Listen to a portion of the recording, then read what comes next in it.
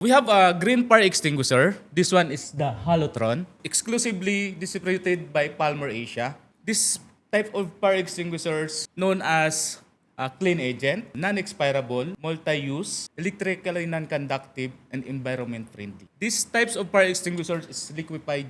Unlike for the TriChem, no? For the TriChem, for the common fire extinguisher, the red one is a powdered type. This one is a monoammonium phosphate. No? Mapapansin nyo po sa dalawa kung anong pinagkaiba.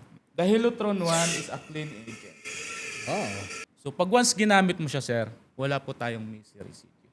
Malinis po siya pag once ginamit. Compare sa dry chemical. So Riddle, sabi mo non-expirant, so meaning Yes, it's sir. gonna last long? Yes, sir. Shelf life, 20 to 40 years. Oh, really? So when you have it in your house, hindi mo na siya kailangan palitan every year? Hindi na po, sir. It's a very good investment, no, for most houses na, you know, honestly, I think every household should have a fire extinguisher. Yes, sir. And, Exactly. Ang correct po na paglalagyan ng fire extinguishers ay dapat po malapit sa pintuan or malapit sa mga hallway. Huwag Yes. po doon sa sulok ng kwarto. Kailangan always visible po ang fire extinguisher. Gamit po natin ang fire extinguishers. First tip po, kailangan po natin yung nasusunog is alamin po natin bago po tayo gumamit ng isang fire Yes. extinguisher. Not all fire extinguisher is applicable for all types of fire. This one is dry chemical. It can use for class A, class B, and class C types of fire. What is class A fire? Class A fire, this is the solid combustible, no? Pag once nasusunog siya na naging ash. or Okay, mga nagiging papel, abo. mga Yes, dahon, papel. ganon, dry stuff. Yes, sir. Okay. And then B, the example is liquid or gasoline. Yeah. So minsan pagka may tumapo na oil, tapos nagliyab, Yes. yun. It can use also this dry chemical. Okay. And the last is the electrical or current. Okay. We can use also for the electrical fire. Sample fire, no? Wow. So, okay.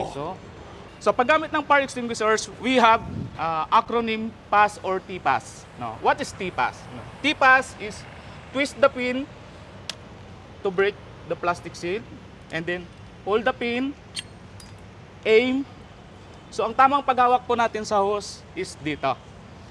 Oh.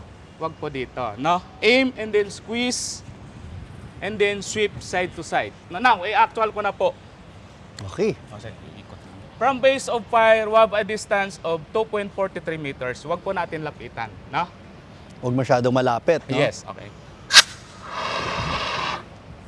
Wow! Ang galing!